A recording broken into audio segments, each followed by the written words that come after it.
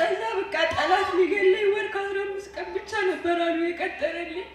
ይህን ወር ከጨረስኩኝ በቃ 1 ወር ከ15 ቀን ብቻ ነበር በህይወት የምቆየው። ግን እግዚአብሔር ያንን ገልብጦታል።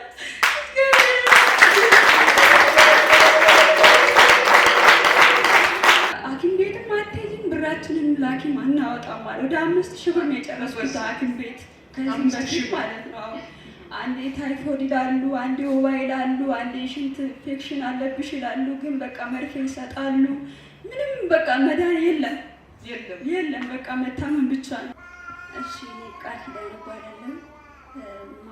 ሮብ ማታ ነበር የመጣሁት እዚህ ማለት ነው። ኦኬ ወደዚህ ቤተክርስቲያን ሮብ ማታ። ከዚህ በፊት መተሽ ታውቂያለሽ? ሁለት መጥቻለሁ ተካፍዬ ነው። ሁለታ? ሮብ ስትመጪ ሁለተኛ ዙርሽ ነው? ሮብ ስመጣ ሁለተኛ ዙሬ ነበርና በጣም አሞኝ ነበረ። መስከረም መጀመሪያ ነው ያመመኝ ማለት ነው። መስከረም ወር ላይ ነው ያመመኝ? መስከረም ወር ላይ ነው የጀመረኝ። አሁን ይኸው 5ኛ ወር ልይዝ ነው እንግዲህ 4 ጨርሼ ማለት ነው። ከህመሙ ከጀመረሽ 5 ወርሽ ነው? 5 ወር ሊሞላ የተወሰኑ 3-4 ቀን ነው ቀረው። የሚገርም ነው። እሺ ከዛ ሮብ ማታ በቃ በጣም አመመኝ። ቅርብ ጊዜ ነው እዚህ ወደ ሳንት የመጣ ነው፣ ክፍለ ሀገር ነበረ። ከዛ ባለቤቴ ከስራ ሲመጣ በጣም አሞኛል። ምግብ ሁለታ በጣም አሞሻል? በጣም በቃ በጣም ራስ ምታት፣ ማንቀጥቀጥ፣ በቃ መቆም አልችልም። ለሽንቴ ራሱ በግድ ነው ተነስቼ የምቆመው እና ከዛ እሱ ሮብ ማታ ከስራ ሲመጣ ተኝቻለሁ። በጣም ደነገጠ። ምግብም ከውጭ ነበረ ይዞልኝ የመጣውና ከዛ እየበላን እያለ እኔ እኮ አለኩ ዝም ብለህ ለምን ታየኛለህ አልኩት። በቃ አልቃለሁ ለምን ዝም ብለህ ታየኛለህ? በቃ ሰውነቴ ምናምን የለም። በቃ እንደውም ሮብ ማታ አንቺ ከጸለሽልኝ በኋላ ተመለሰ። ደም ስሬ ብቻ ነው የሚታየው እና በቃ አለኩ እኮ ለምን ዝም ብለህ ታየኛለህ አልኩት። ስለዚህ በቃ እኔም እያመመኝ ነው፣ ግን ደግሞ ደክሞኛል። በቃ ዛሬ ፕሮግራም ስላለ በጣም አሪፍ ቸርች አለ ወስድሻለሁ ዛሬ። ምን አሪፍ ቸርች አለ ያለ? በጣም የእግዚአብሔር መንፈስ ያለበት ቸርች አለ፣ እኔም አውቀዋለሁ፣ ወስድሻለሁ አለ። ከዛ እሺ ብለን መጣን። ከዛ መጣሽ ኢየሱስ ጌታ። እስኪ ተጨባበጡና ቆንጆ ቸርች አለ ጓደኞችን እየጋበዝክና የታመሙትን ዜና እዚህ ትልቅ ሐኪም ቤት ነው ያለው። ሐኪሙ የናዝሬቱ ኢየሱስ። እስኪ አሜን በሉ። ሃሌሉያ። የሚገርም ነው። እሱ እዚህ በፊት ይካፈላል?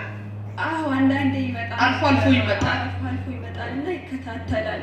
ከዛ በቃ ሐኪም ቤትም አትሄጂም ብራችንን ላኪም አናወጣም አለ። ወደ 5000 ብር ነው የጨረስኩት ሐኪም ቤት ከዚህ በፊት ማለት ነው። አንዴ ታይፎይድ ይላሉ፣ አንዴ ወባ ይላሉ፣ አንዴ ሽንት ኢንፌክሽን አለብሽ ይላሉ። ግን በቃ መርፌ ይሰጣሉ። ምንም በቃ መዳን የለም በቃ መታመን ብቻ ነው። ከዛ በቃ ካሁን በኋላ ግን ቤትም አትሄጂም ላኪም ብር አናወጣም፣ እዛው ውጭሻለሁ ተፈውሰሽ ትመጫለሽ አለኝ። ከዛ ይዞኝ መጣ። ከዛ ትሄጃለሽ ተፈውሰሽ ትመጫለሽ? እንደዛ ብሎ ይዞኝ መጣ። አማኝ እግዚአብሔር በጣም አማኝ ነው ልጅ።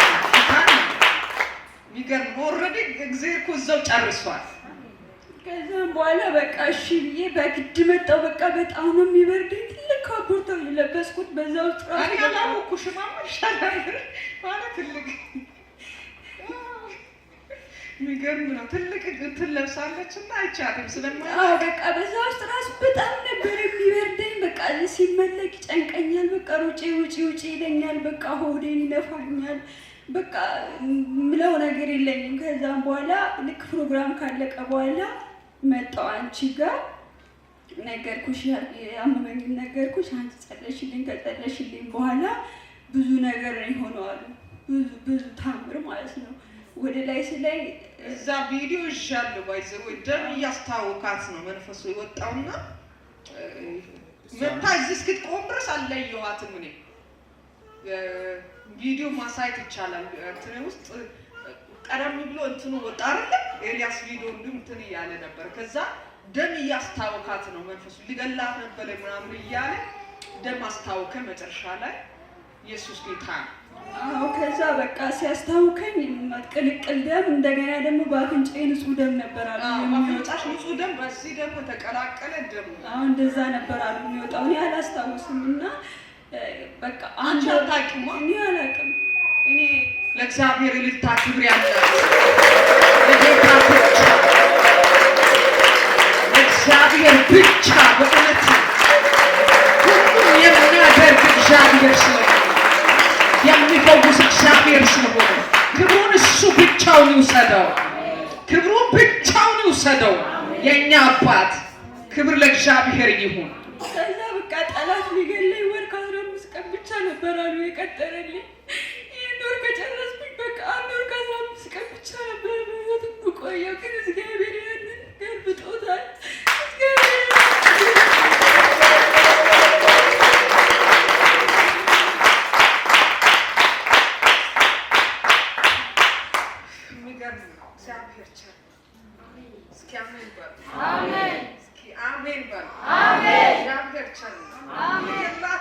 ጨርሷልና ምግብም እየወሰደች አይደለችም። አታልቅሽ ይማል እግዚአብሔር ቸር ነው። ገና ረጅም ዕድሜ በኢየሱስ ስም ገና ስንት ልጆችን ትወልጃለሽ መሰለሽ? ረጅም ዕድሜ ኢየሱስ ጌታ ነው።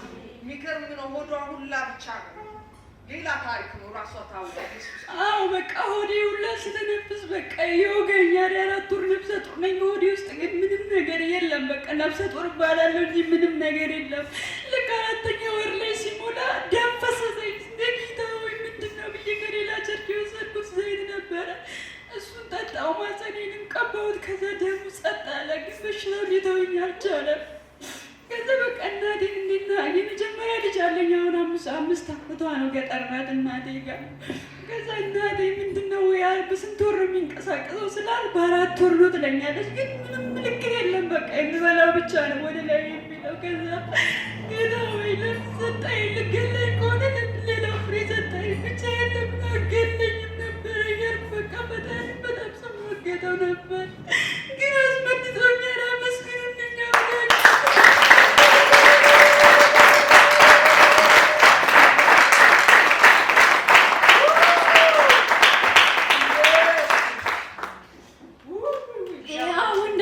እበላለሁ፣ ጠጣለሁ፣ ሄዳለሁ። ራስ ምታት የሚባል ነገር የለም።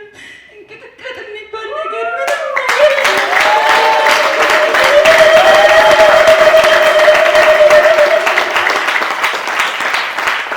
ሳልፎሽ በሻ ፈራሁኝ ብዬ አምላክ ልጄ ምስጋና ጀምራለኝ